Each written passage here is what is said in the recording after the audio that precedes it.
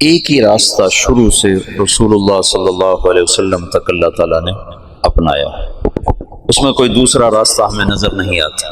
علماء ہر دور میں تھوڑے ہوتے ہیں، اور اس دور میں اور بھی تھوڑے تھے، ایسے مدارس نہیں تھے، ایسے کھلے عام علم کا نظام نہیں تھا، علماء تو بہت تھوڑے، اور اس دور میں بھی تھکے سے تھکا عالم بھی کوئی دنیا کا طلبگار نہیں ہوتا تھا۔ ابو ظبی سے ایک عرب آیا، پروفیسر تھا معاشیات کا، اس نے مجھے پکڑ لیا، کہنے لگا یا تم مجھے پاگل سمجھتے ہو یا بچہ سمجھتے ہو، جاہل۔ میں نے کہا کیا ہوا؟ کہ مجھے 1 مہینہ ہو گیا ہے، میں روز 6 نمبر سنتا ہوں، تمہارے پاس اور کوئی چیز نہیں سنانے کی؟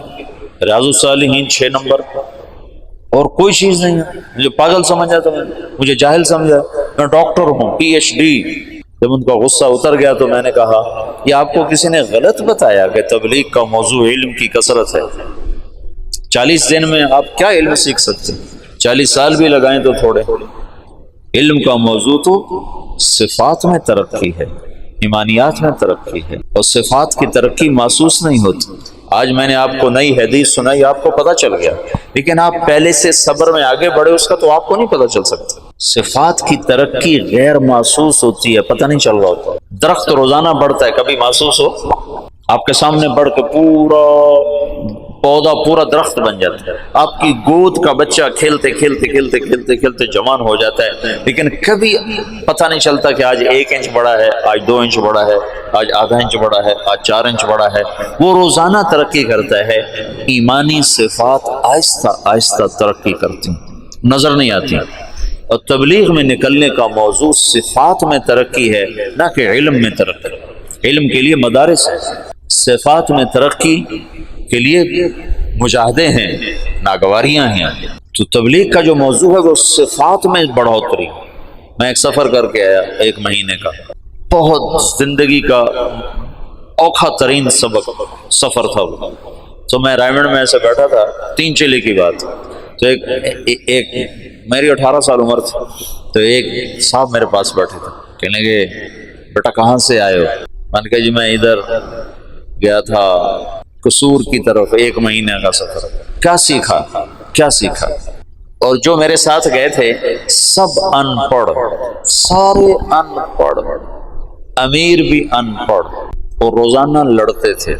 عجب لڑائی تھی، جماعتوں میں لڑائی ہوتی ہے سالن اچھا کیوں نہیں بنایا، وہ لڑتے تھے سالن اچھا کیوں بنایا، اس پہ لڑتے تھے۔ آج آلو زیادہ کیوں ڈالیں، آج دال زیادہ کیوں ڈالیں۔ ایک پٹھان کہتا تھا میں نے چائے نہیں پینی، میرے 4 آنے روزانہ واپس کیا کرو۔ 4 آنے کی چائے کی پیالی ہوتی تھی، اگر میرے 4 آنے واپس کیا کرو۔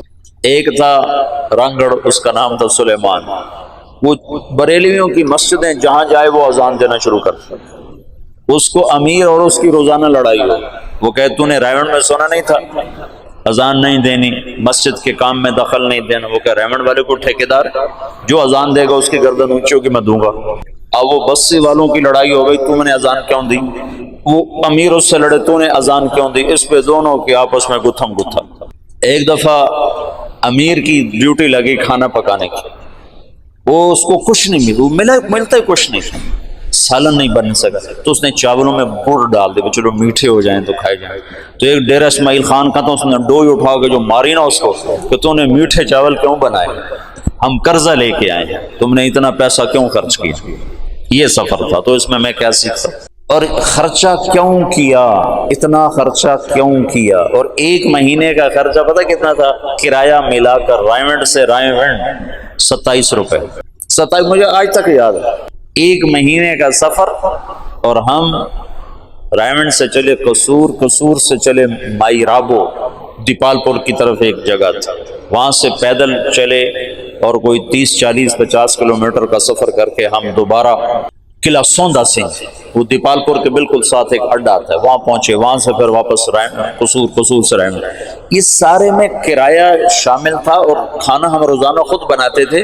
پورے سفر میں شاید 1 یا 2 ہماری دعوتیں ہوئیں، اور وہ ہمارا ٹوٹل 27 روپے خرچ آیا تھا، اور اس پر بھی روزانہ لڑائی ہوتی تھی کہ تم نے آج سالن اچھا کیوں بنا۔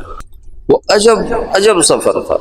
تو اس میں سیکھنے کے لحاظ سے تو کچھ بھی نہیں، تمہارا ذہن ہے معلوماتی، تمہیں کوئی نئی چیزیں معلوم ہو تو تم ایسے کر کے بیٹھتے ہو، اور ایک ہی چیز دہرائی جائے تو تم یوں بیٹھتے ہو۔ یہ کہ ایک ہی بات دہرائی جا رہی، ایک ہی بات، یہ تو مجھے پتہ ہے، یہ تو مجھے آتی ہے، یہ تو مجھے معلوم ہے۔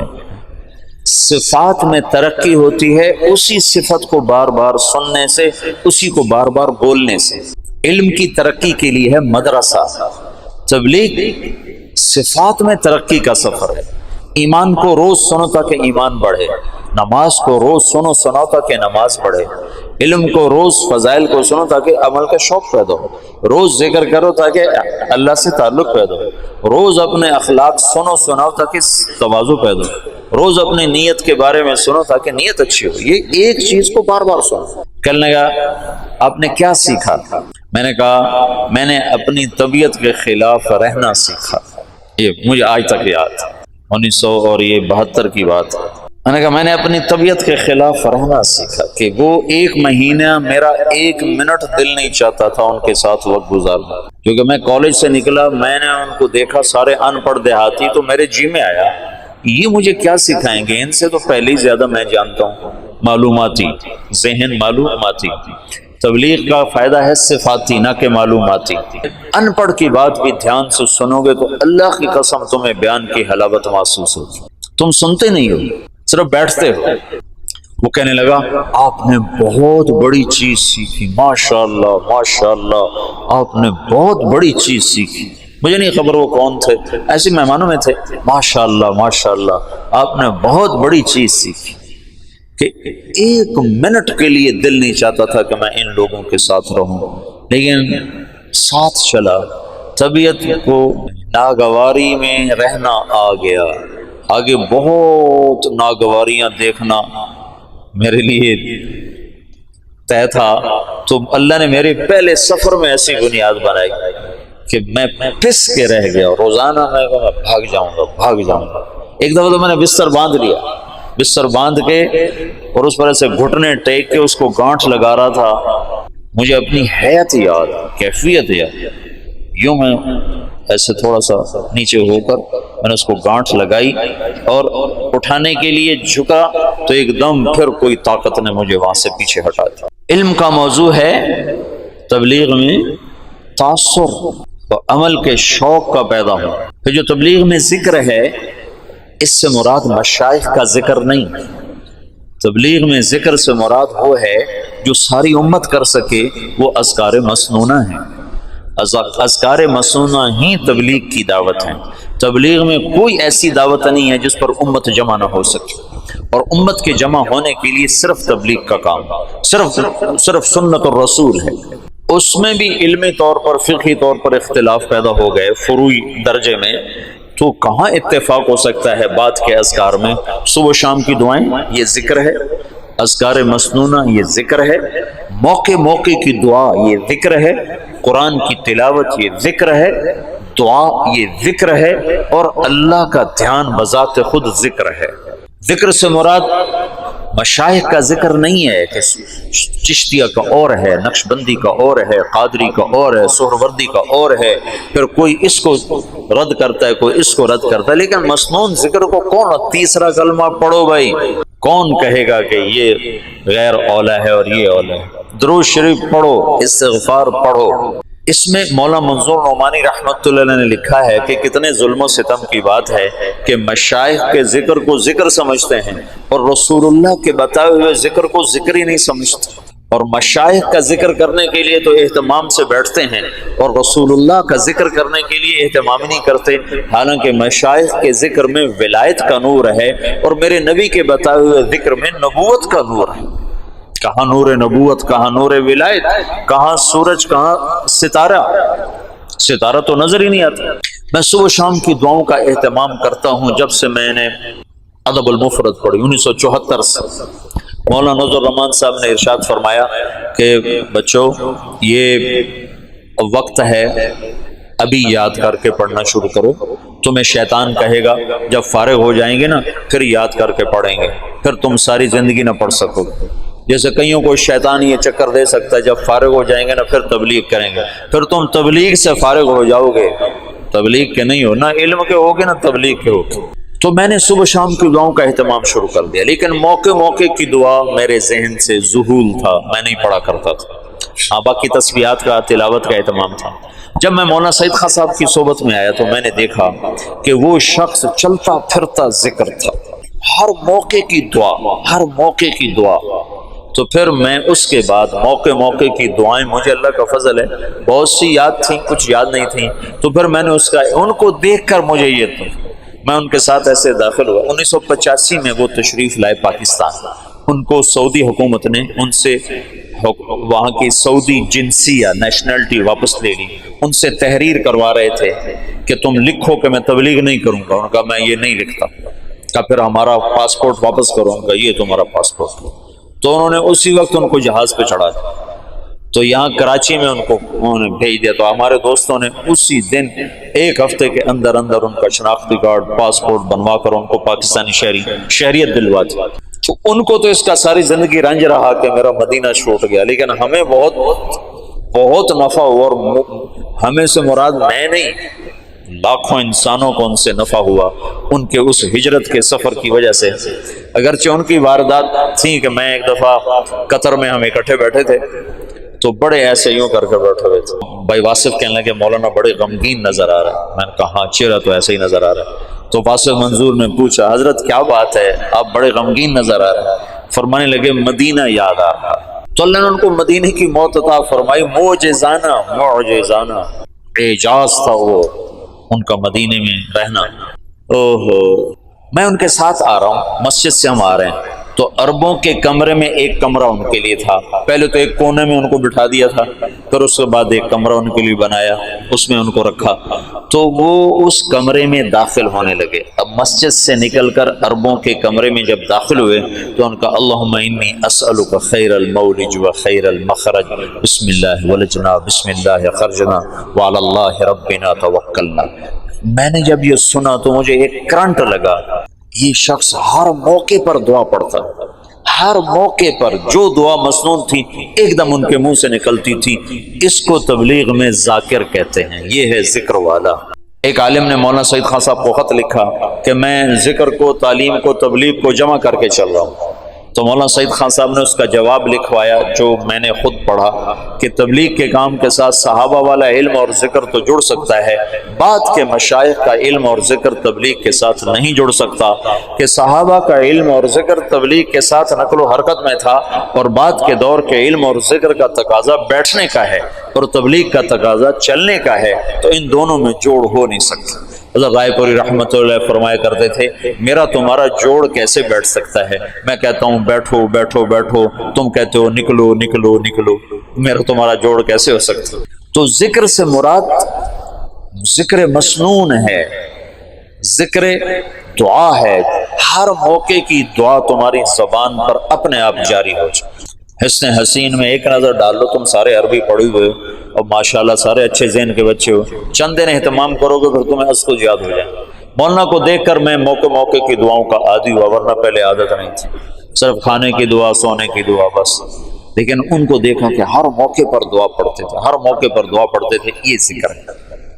نظام الدین میں ہم تھے تو وہاں اب بھی سورہ یاسین کا ختم ہوتا ہے، مغرب کے بعد پھر دعا ہوتی ہے، پھر اس کے بعد کاروزاری ہوتی ہے۔ تو میں مولانا کے ساتھ تھا وہاں، نظام الدین بھی رہا، میں کافی عرصہ مولانا کے ساتھ، 1 مہینہ پورا ساتھ رہا۔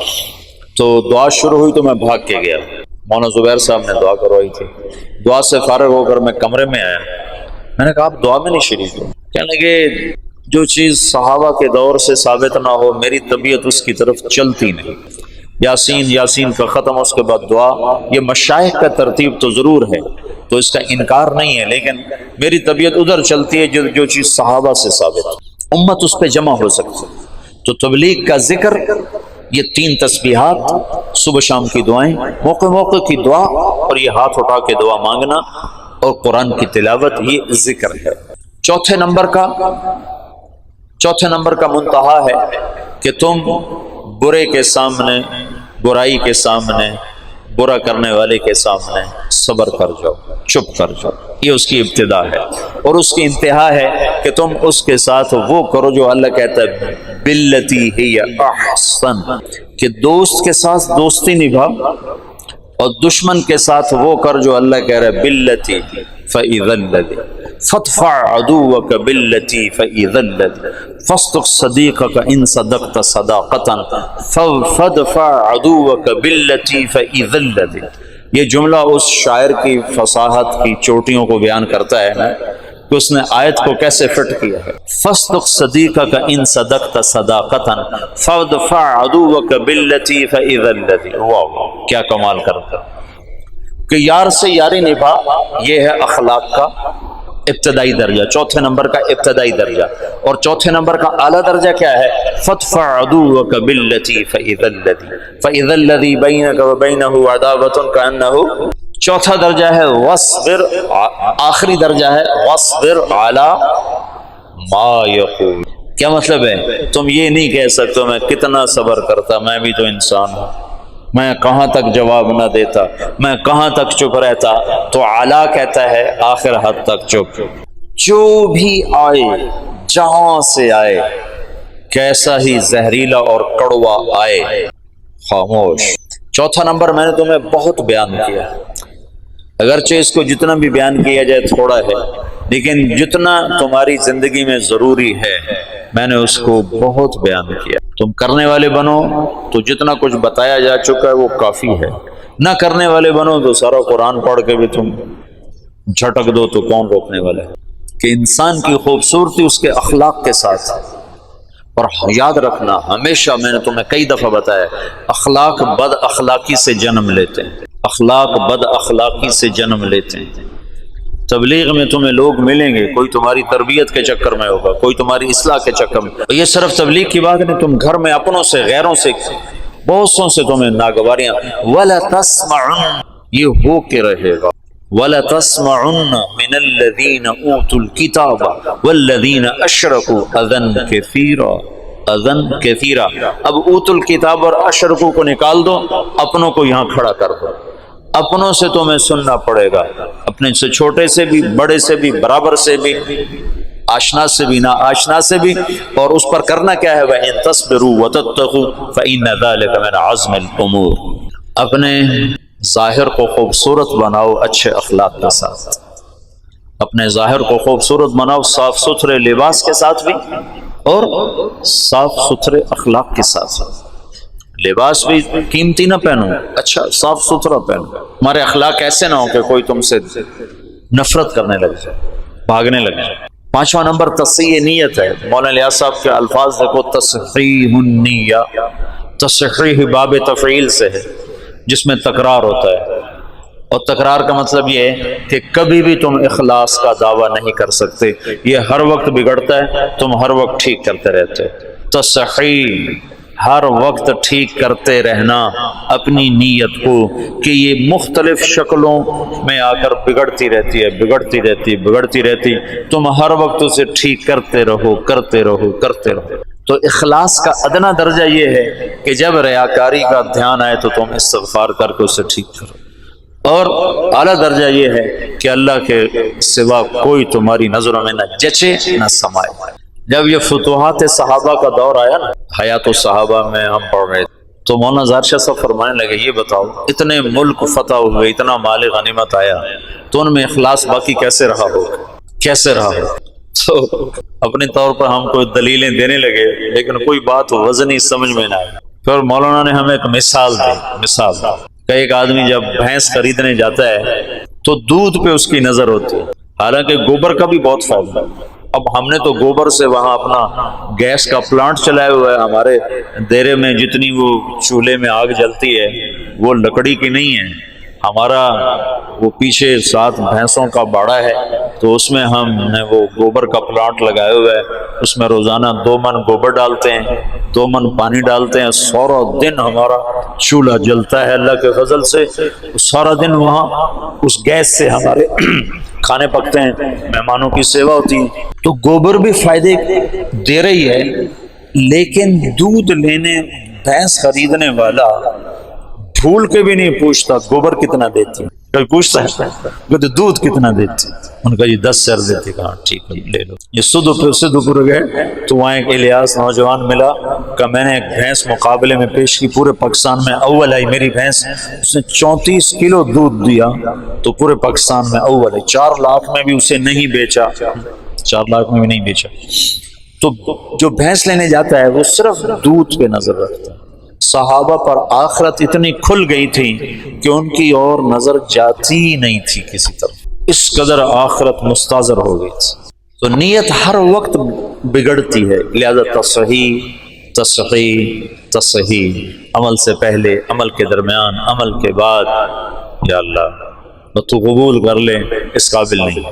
تبلیغ کا ابتدائی درجہ یہ ہے کہ یہ جو ادنا درجے کی نقل و حرکت ہے، چلہ، سال، 7 مہینے، 4 مہینے، 2.5 گھنٹے سے روزہ، یہ تمہارے معمولات میں شامل ہو، اور اعلیٰ درجہ یہ ہے کہ تمہیں دین کے مٹنے کا درد نصیب ہو اور سارے عالم میں اسے زندہ کرنے کی تڑپ تمہیں اللہ تعالیٰ نصیب فرما دے۔ جو مولانا الیاس صاحب نے فرمایا، اس کام سے 2 باتیں چاہتا ہوں، ایک اندر ایک باہر۔ اندر یہ چاہتا ہوں کہ اللہ پر مر مٹنے کے سوا اور کوئی جذبہ نہ ہو، اور باہر یہ چاہتا ہوں کہ اللہ کے پیغام کو لے کر ساری دنیا نگر نگر پھرنے کی شکلیں اللہ تعالیٰ قائم فرماتے ہیں۔ تو اس وقت کے تمام فتنوں کے لیے اللہ نے اس دعوت کو کھڑا کیا ہے، اس کی وسعت پر پردہ ڈالا ہوا، اس کی سادگی نے اس کی عالمگیری پر پردہ ڈالا ہوا، بہت سادہ سا نظر آتا ہے۔ آج دعوت کا دور ہے، آج ہدایت کا نظام دعوت کے ساتھ چل رہا ہے کہ چند گھنٹوں میں لوگوں کی زندگی ایسے تبدیل ہوتی ہے کہ دیکھنے والے بھی حیران ہوتے ہیں کہ کیا ان کے پاس پوریاں تھی جو ان کو سونگائی اور یہ اس طرح ان کی زندگیاں بدل گئی۔ تو جو سودا مارکیٹ میں بک رہا ہو، ہر تاجر اسی کو لانے کی کوشش کرتا ہے۔ تو اس وقت تبلیغ کا سودا مارکیٹ میں بک رہا ہے، اسی کو بڑھانے کی کوشش کرو تاکہ تمہارا قیامت کے دن اجر بھی بڑھے، اللہ کا قرب بھی بڑھے، اللہ کے رسول کی محبت بھی بڑھے، تم انسانیت کی ہدایت کا ذریعہ بن کے قیامت کے دن اٹھو، تو یہ زیادہ بہتر ہے۔